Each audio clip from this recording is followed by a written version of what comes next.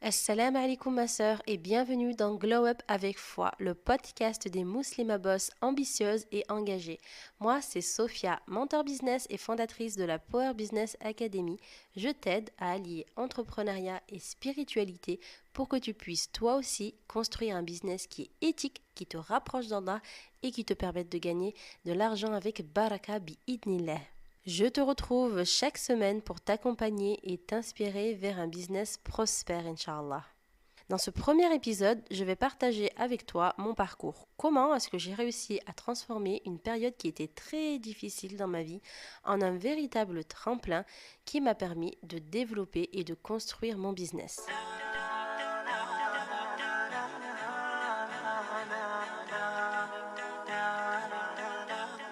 Il y a quelques années, je vivais une période très compliquée. Pour recontextualiser les choses, il y a quelques années, je suis allée faire le hijra au Maroc, à Agadir plus précisément.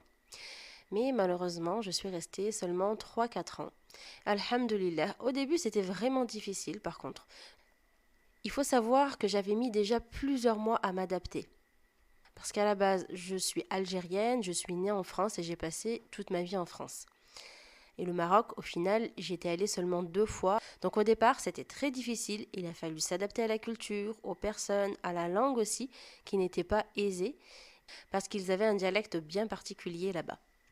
Mais alhamdulillah, malgré tout, après plusieurs mois, j'ai rencontré des sœurs qui avaient fait le hijra elles aussi, et qui venaient de France comme moi, qui étaient dans mon cas, qui rencontraient les mêmes difficultés que moi. On a donc formé un groupe ensemble, on se voyait régulièrement, on apprenait la religion ensemble, on apprenait le Coran, on allait aux mosquées, on faisait des sorties ensemble avec les enfants, c'était vraiment bien, machallah. À ce moment-là, j'ai réussi à m'adapter, j'ai même trouvé un travail, alhamdulillah, j'étais professeur de français dans une école privée. Tout allait pour le mieux. J'avais enfin réussi à m'adapter, à me faire des amis, à avoir un cercle vraiment très bienveillant, machallah, à se soutenir, à s'entraider dans le bien, à se faire des rappels. C'était vraiment top, machallah. Mais malheureusement, il y a eu un événement qui est venu noircir ce tableau. C'est un événement assez traumatisant pour moi, je ne préfère pas en parler. Je préfère le garder pour moi, mais cet événement-là, lorsqu'il est arrivé, j'ai dû tout simplement partir du Maroc et revenir en France toute seule avec mes enfants. Pour des raisons personnelles, je ne vais pas donner plus de détails, mais voilà, c'est vraiment quelque chose de difficile. Alors que je venais de m'adapter, que j'avais vraiment envie de rester là-bas, que je me projetais même de rester très longtemps, eh bien, est arrivé cet événement-là, dramatique, et donc j'ai dû prendre une décision. La décision a été de revenir en France, malgré que j'aurais préféré rester là-bas. Les conditions, elles n'étaient pas réunies pour que je puisse vivre là-bas. Et franchement, c'était pas possible de rester là-bas toute seule avec mes enfants. Donc, j'ai appelé mes parents. Et mes parents, tout de suite, ils m'ont dit de rentrer. Ils m'ont pris mon billet. Ils sont venus me chercher à l'aéroport. Et malheureusement, et alhamdulillah, de toute façon, c'était une épreuve. Je suis revenue en France. De retour en France, j'ai été hébergée par ma famille, j'ai été hébergée par ma mère, j'ai été hébergée par mon père. S'en est suivi des moments très difficiles, épreuve sur épreuve, et je ne comprenais pas d'ailleurs sur le moment. C'est vrai que parfois, quand on vit des épreuves difficiles, on ne comprend pas du tout ce qui nous arrive, mais par la suite, on arrive à comprendre, alhamdoulilah, la sagesse qui se cachait derrière. Donc, ce que j'ai fait, dès mon retour en France, j'ai recommencé à faire mes démarches administratives. Le souci étant que cette fois-ci, je n'avais plus de travail. Je devais à la fois m'occuper des enfants et subvenir aux besoins des enfants. Je devais aussi trouver un logement. Mais alhamdoulilah, au bout de quelques mois, j'en ai trouvé un. J'ai commencé à postuler en ligne, j'ai commencé à m'inscrire dans les agences intérim du secteur et on m'a proposé quelques missions. Mais malheureusement, c'était pas du tout un travail qui me correspondait, c'était pas du tout non plus un travail qui était en rapport avec mon expérience professionnelle passée, ou bien même qui était en rapport avec mes études, à savoir que moi j'ai eu un bac littéraire et j'ai fait des études de droit.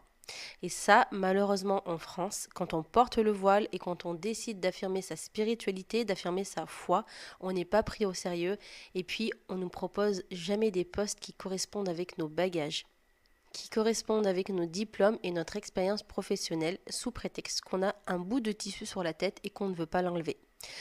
Donc moi, ça faisait partie de mes convictions, de mes propres choix, de mon propre cheminement spirituel qui m'a poussée à vouloir porter le voile de moi-même. Donc ça, c'est clair que je l'enlèverai pour rien au monde, Inch'Allah, qu'Allah m'en préserve.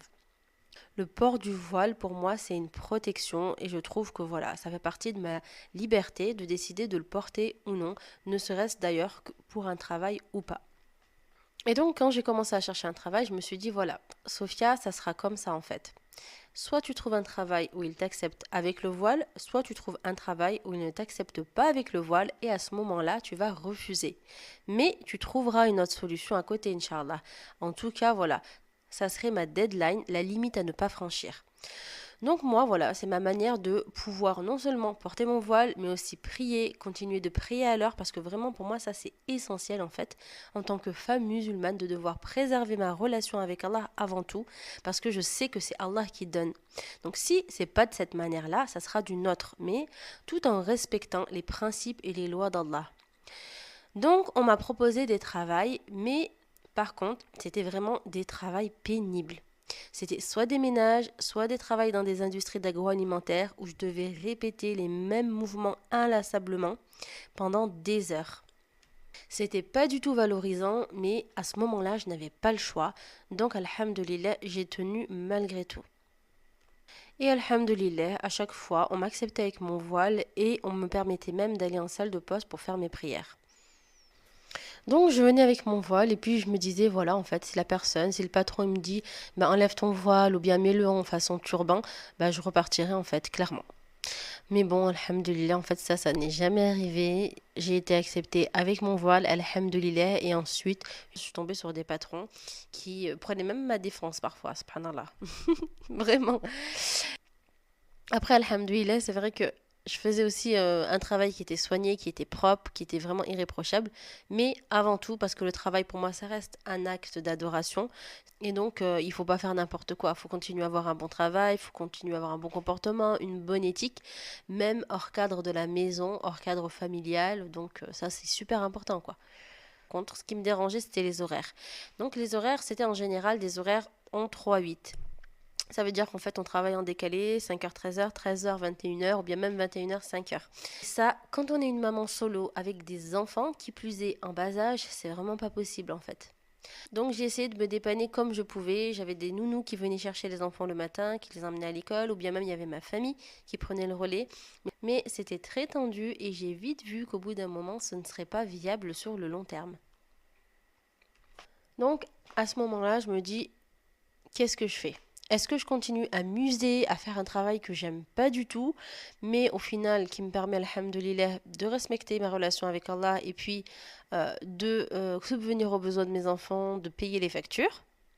Ou bien est-ce que j'arrête? Parce que c'est vrai que malgré que je faisais mes prières à l'heure, alhamdoulilah, j'avais réussi à préserver ça.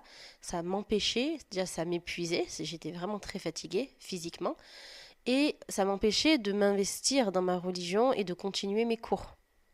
Donc au bout d'un moment, je me suis dit, voilà, c'est quoi tes priorités? Est-ce que tu dois faire ça sur le long terme? Est-ce qu'il n'y a pas une autre solution que tu pourrais trouver qui te permettrait en fait d'allier les deux? Donc ce que je me suis dit, au bout d'un certain temps, lance-toi. Lance-toi dans l'entrepreneuriat et puis en plus de cela, tu seras maître de tes propres horaires. Tu seras ton propre patron et tu pourras gérer tes horaires comme tu le veux. Ça serait vraiment l'idéal. Et il faut savoir aussi qu'à l'époque, j'étais très sceptique quant aux réseaux sociaux. À l'époque, j'avais même pas les réseaux sociaux pour vous dire. J'avais déjà tenté de faire un compte Facebook, mais je m'étais rendu compte que c'était une grosse perte de temps parce que j'arrêtais pas de regarder la vie des gens qui ne me regardaient pas d'ailleurs. Et je sais pas, en fait, machinalement, de façon automatique, j'étais là en train de scroller et de perdre mon temps. Et ça, c'était pas du tout mon style. Ce temps-là que je perdais, je le perdais justement à faire autre chose dans la maison, à faire autre chose au niveau du travail, au niveau de la spiritualité aussi. Donc, ce que j'ai fait, c'est que régulièrement, je coupais les réseaux sociaux totalement pendant plusieurs mois et je me concentrais justement sur mes cours, sur l'apprentissage du Coran notamment. Et c'est comme ça que j'arrivais à avancer et à me concentrer davantage. Donc ça, pour moi, ça a été bénéfique de me couper totalement des réseaux pour me concentrer sur ma foi.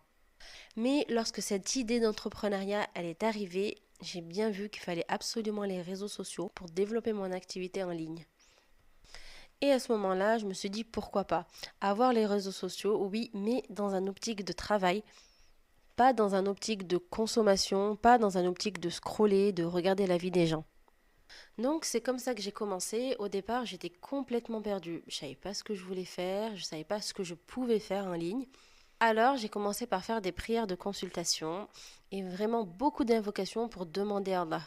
J'ai demandé à Rabbi qu'il me guide parce que j'étais vraiment perdue, je savais vraiment pas quoi faire. Moi-même, j'étais tellement perdue que je savais même plus ce que je voulais faire de ce que j'aimais faire, carrément. Je me disais, mais attends, oui, certes, tu as fait des études de droit, comment est-ce que tu pourrais les appliquer dans ce travail-là que tu projettes de faire sur les réseaux? Après, c'est vrai que tu as eu aussi l'opportunité d'enseigner, donc comment est-ce que tu pourrais enseigner en ligne? Qu'est-ce que tu pourrais enseigner en ligne? Après, je sais que voilà, j'aime beaucoup la relation avec les gens, donc qu'est-ce que je pourrais faire dans ce domaine d'activité-là aussi? J'aime bien être créative. Donc, qu'est-ce que je pourrais faire? Enfin, j'avais eu aussi une expérience de pâtissière, de créatrice de bijoux aussi. Mais voilà, franchement, j'étais perdue, je savais pas quoi faire. Donc, j'ai multiplié les prières, multiplié les invocations et je demandais à Rabbi. Et à la suite de ça, j'ai commencé à tester plusieurs choses. Le web design, donc création de sites, création de logos. J'ai créé mon propre blog de cuisine. Ensuite, j'ai testé l'affiliation aussi. Et tout ça, ça me plaisait. Mais il me manquait quelque chose. C'est en fait ce lien, cette relation avec les gens. J'aimais beaucoup communiquer, j'aimais beaucoup enseigner et ça me manquait. Donc de fil en aiguille, à force de chercher, de peaufiner, de continuer à faire mes prières et de demander à Allah qu'est-ce que je peux bien finir par faire, alhamdoulilah, j'ai fini par lancer ma première activité de e-commerce. J'ai eu le déclic, je me suis dit, allez, cette fois-ci, c'est l'idéal. Parce que dans cette activité-là, ça va englober plusieurs choses. Le fait de devoir aller chez les fournisseurs, de devoir négocier les produits, le fait de devoir tester les produits, de contrôler la qualité, de proposer vraiment des articles qui sont très qualitatifs à mes futures clientes. Et il fallait aussi que je prenne ça en photo, je prenne les articles en photo, il fallait aussi que je les poste sur le site, il fallait que je les emballe, il fallait que j'aille les livrer, les poser à la poste, en main propre aussi, je faisais parfois. Donc voilà, le fait d'être polyvalente et de faire toutes ces tâches-là différentes mais complémentaires à la fois, ça me plaisait énormément. Et c'est comme ça que j'ai lancé ma première activité en ligne sur le tas, en mode freestyle, en testant plusieurs activités d'abord et en me lançant par la suite. Alhamdulillah, j'avais lancé mes réseaux sociaux, j'avais développé mon site, j'avais réussi aussi à m'inscrire dans des salons privés, à rencontrer des sœurs qui étaient dans le même cas que moi et qui elles aussi avaient entrepris dans l'objectif de préserver leur dîn, de préserver leur relation avec Allah, tout en gagnant leur vie, tout en gagnant leur pain depuis chez elles, en s'occupant de leurs enfants, en s'occupant de la maison, donc c'était vraiment l'idéal. Alhamdulillah, en plus, plus les mois y passaient et plus je gagnais, et plus les mois y passaient et plus j'avais des événements, plus je rencontrais de sœurs et franchement, c'était vraiment épanouissant pour moi. Et au bout d'un moment, je me suis dit, c'est bien ce que tu fais, mais malgré tout, tu ne gagnes pas assez en fait. Faut te rendre à l'évidence. C'est que je ne gagnais pas assez pour être libre financièrement. Alors je me suis dit, je vais faire quoi? Alhamdulillah, j'avais atteint un certain palier, j'avais même réussi à gagner pas mal d'argent. Il y avait même des sœurs qui me demandaient mais comment tu fais pour faire ceci, comment tu fais pour faire cela, etc. Donc moi, franchement, avec un grand plaisir et généreusement, je les conseillais, que ce soit par téléphone ou bien même par message. Je leur disais même, bah voilà, tu fais comme ci, tu télécharges ça, tu fais comme ça, tu vas là-bas, etc. Je leur donnais même des fois les adresses de mes fournisseurs. Mais au bout d'un moment, j'ai vu que moi-même, j'avais atteint un certain palier. J'arrivais pas à développer plus que ça mon activité. Donc, je me suis dit, certes, tu t'es lancé sur le tas, tu as fait tes preuves, alhamdoulilah, tu as des clients, tu as même un panel de clientes qui est satisfait, qui est fidèle, mais malgré tout, tu vas pas pouvoir continuer comme ça sur le long terme parce que c'est pas viable, tout simplement. Donc, c'est soit tu retournes à l'extérieur travailler et tu fais un double boulot si tu veux maintenir cette activité-là, soit tu te formes et tu essayes de développer cette activité-là. Donc, c'est ce que j'ai décidé de faire au final. Je me suis formée, j'ai investi en moi, j'ai investi dans des formations. Je me suis formée dans le closing, je me suis formée dans le marketing digital, je me suis formée dans la vente en ligne, je me suis formée dans le storytelling. Et à ce moment-là, j'ai découvert un univers passionnant. J'ai même eu l'opportunité de closer, mais j'ai vu que ce n'était pas fait pour moi. Oui, je voulais aider, je voulais apporter ma contribution aux autres, mais la personne qui arrivait vers moi, en tout cas la sœur qui venait vers moi, qui me demandait conseil, le souci étant, c'est que je devais la renvoyer chez d'autres formateurs Et ce que j'ai pas aimé, c'est justement le fait de devoir la renvoyer chez d'autres personnes, voilà, pour qui je connaissais leur contenu. Et alhamdoulilah, que c'était vraiment quelque chose de fiable. Mais malgré tout, voilà, j'avais cette envie de donner plus, j'avais cette envie de l'accompagner moi-même et de lui montrer, ben voilà, c'est comme ça qu'il faut faire, par exemple, tu vois, ou attention, moi j'ai fait cette erreur-là, ne la reproduis pas toi non plus, tu vois. J'avais vraiment en fait à cœur de partager des conseils, de partager mon expérience, de partager mon vécu, que finalement ça me frustrait de ne pas pouvoir les accompagner du début jusqu'à la fin. Parce qu'au final, j'étais seulement un relais et ça me dérangeait vraiment. Je voulais vraiment faire plus pour elle. Donc j'ai continué à me former, j'ai continué de me former dans le marketing digital, dans le storytelling, mais j'ai vraiment trouvé ça passionnant, subhanallah. Et du coup, j'arrêtais pas en fait de lire, d'écouter des podcasts, j'arrêtais pas de me former H24. Et plus je me formais et plus j'avais envie de partager tout ce que j'avais appris avec toutes ces sœurs-là qui partageaient avec moi les mêmes difficultés, qui partageaient avec moi les mêmes défis. J'avais surtout pas envie qu'elles retombent en fait dans les mêmes erreurs que moi-même j'avais traversées. Et je pensais même à certaines filles que j'avais rencontrées dans les salons privés et je me disais, mais subhanallah, cette fille-là, elle aurait trop besoin de savoir ça. Et celle-là, Miskina, elle est tombée dans ce business qui est illicite. C'est malheureux pour elle. Moi, j'ai envie de l'aider, j'ai envie de lui apporter ma contribution, j'ai envie de lui dire, mais non, ça en fait, quand tu lances une activité en ligne, il y a des choses à respecter. En tant que musulmane, on a une éthique, on a des valeurs à respecter, on a un cadre qu'Allah il a légiféré pour nous. Et si tu tombes dans des business qui sont illicites, si tu tombes dans des business qui sont haram, ça va avoir des répercussions négatives sur ta vie. Mais aussi sur ta famille, sur ton travail, ça va avoir des répercussions négatives sur tous les aspects de ta vie. J'avais même rencontré des sœurs qui avaient lancé leur activité en ligne, mais tellement elles étaient dépassées par la charge de travail qu'il y avait, arrivaient en fait à délaisser leurs pratiques religieuses. C'est-à-dire qu'elles étaient tellement débordées par tout ce qu'il fallait faire que finalement, la raison pourquoi elles avaient entrepris, à savoir préserver leur dîne, mais finalement en fait c'était devenu un argument contre elles. Donc vraiment, j'avais à cœur de partager et de transmettre un maximum toutes les leçons en fait que j'avais prises de toutes ces difficultés, de tout ce que j'avais entrepris depuis le départ. J'ai vu des sœurs qui sont tombées dans des business illicites, des sœurs qui ont frôlé le divorce et ça me dérangeait, ça me rongeait de l'intérieur. Je me disais mais punaise, c'est pas possible. C'est pas comme ça en fait qu'on entreprend. Et c'est de là qu'est venue cette idée-là de la Power Business Academy. Cette idée, elle est devenue tellement oppressante dans ma tête, tellement oppressante dans mon cœur, qu'elle revenait de façon répétitive. Elle revenait de façon répétitive dans mes pensées. Et je me suis dit, mais attends, stop. Au bout d'un moment, là, tu te poses et tu vas décider. Soit tu développes ton activité d'e-commerce, soit tu développes cette activité-là. Mais finalement, est-ce que tu apportes une contribution aux autres dans cette première activité? Est-ce que tu apportes une contribution aux autres?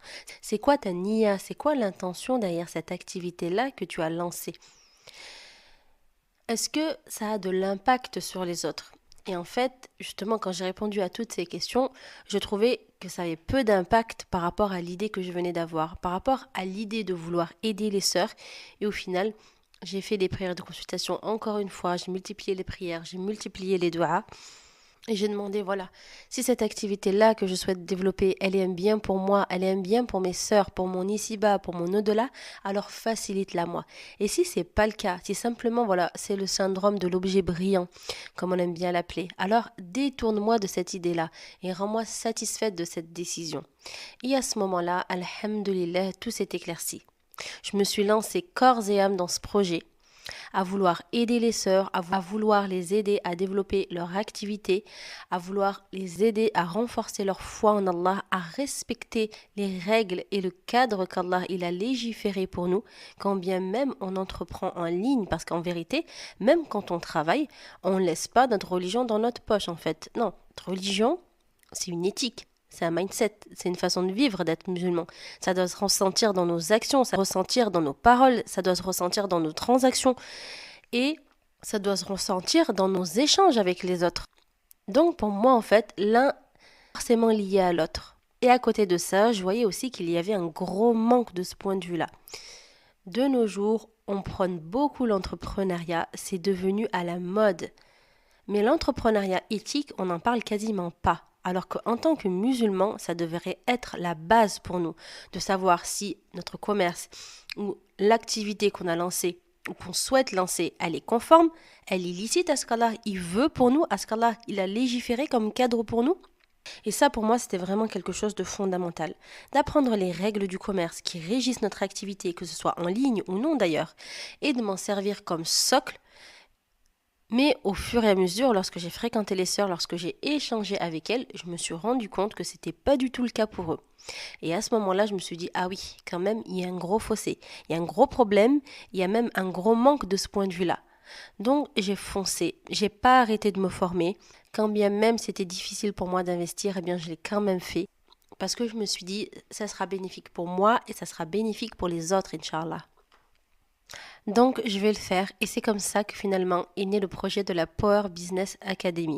Alhamdulillah, aujourd'hui j'ai accompagné beaucoup de femmes à entreprendre, beaucoup de femmes à développer leur activité en ligne sous forme d'accompagnement personnalisé en one-on-one avec un programme bien spécifique, personnalisé et bien ficelé qui leur permet de passer de femme désorganisée totalement à femme organisée qui sait ce qu'elle doit faire, qui sait comment elle doit le faire et qui sait surtout quelles sont ses priorités. Ça leur permet maintenant de développer leur activité et alhamdulillah, j'ai beaucoup de retours de sœurs qui sont très satisfaites et des sœurs qui sont très contentes de notre accompagnement. Et petit à petit, j'ai vu les résultats arriver pour moi-même, non seulement matériellement, mais surtout en paix intérieure, en baraka dans ma vie. Chaque difficulté que je vivais, il y avait des facilités dedans, subhanallah. C'est inimaginable à quel point c'est vrai, subhanallah. Je suis en plus maintenant maman solo de 6 enfants. J'ai des sœurs qui m'entourent et qui savent les difficultés que je rencontre, qui connaissent mon parcours et qui me demandent, mais en fait, comment tu fais ? Mais le truc, c'est que franchement, je fais rien. Je place tout entre les mains d'Allah. Je fais des actions, certes, je vais pas mentir, franchement, mais je compte sur Allah. Et c'est le fait de compter sur Allah, le fait de lâcher prise, d'aller de l'avant, de développer son tawakkul, qui fait qu'alhamdulillah, j'en suis arrivée là aujourd'hui. Donc dis-toi que toi aussi, si tu vis à ce moment-là, maintenant, des moments difficiles, ou si tu as vécu des moments difficiles et que tu n'as toujours pas passé le cap, dis-toi qu'Allah, il prépare pour toi un dénouement que tu n'imagines même pas, subhanallah. Donc, quand tu fais les choses pour Allah, si tu les fais vraiment pour Allah, avant tout, il va y avoir une baraka qui va s'installer naturellement dans ta vie. Et en vérité, on se dit toujours, voilà, je sais pas quoi faire, je sais pas, c'est pas le moment, on doute, on a peur, on n'ose pas se lancer. Mais en vérité, il faut se dire que le moment parfait, il n'existe pas. Il n'existe pas et il ne va jamais arriver ce moment-là. Donc c'est à nous de poser l'intention, de poser la niya, de mettre une bonne intention et de dire allez, bismillah, aujourd'hui j'avance, petit à petit, j'avance mais je commence. Et par la suite, bien évidemment, il faut s'entourer, il ne faut pas rester seul. En tant qu'entrepreneur, il faut avoir des groupes d'entraide, il faut avoir des mentors autour de soi. Il faut avoir des sœurs qui sont motivées et qui nous tirent vers le haut. Et surtout, quand on fait les causes, on se rappelle que tout vient de lui. Tout vient de lui et se détacher du résultat. On fait les causes et on se détache du résultat. Et même le prophète Mohammed sallallahu alayhi wa sallam, il nous dit « Émerveillez-vous de la situation du croyant, car toute sa situation est un bien. Si un bien le touche, il remercie son Seigneur et c'est un bien pour lui. Et si un mal le touche, alors il patiente et c'est un bien pour lui. » Rapporté par un musulman. Donc voilà, je tenais à partager avec toi des histoires, les difficultés aussi que j'ai rencontrées, que j'ai traversées, mais aussi des conseils qui sont sincères et qui seront de vrais outils pour toi, Inch'Allah, que tu puisses toi aussi construire un business qui est solide, un business qui est éthique et qui est béni par la permission d'Allah. Et dis-toi que quand tu vas mettre ta foi au centre, tout ce que tu vas faire va prendre un sens. Même les difficultés que tu vas avoir, elles vont être des tremplins pour toi, pour donner le meilleur de toi-même, pour te réformer et avancer, toujours avec confiance en Allah. Voilà ma sœur, aujourd'hui, tu as vu comment une épreuve, elle peut devenir le début d'une nouvelle vie si tu places ta confiance en Allah et que tu oses avancer en lui faisant confiance avec sincérité. Partage cet épisode avec une sœur qui en a besoin, like ce podcast et abonne-toi pour ne pas manquer les prochains épisodes, Inch'Allah. N'hésite pas à partager avec moi ou à m'envoyer ton histoire en commentaire ou en DM. Quelle est l'épreuve qui toi aussi t'a transformé? Je serai ravie de partager et d'échanger avec toi à ce sujet. Qu'Allah mette la baraka dans ton chemin, tes projets et tes efforts.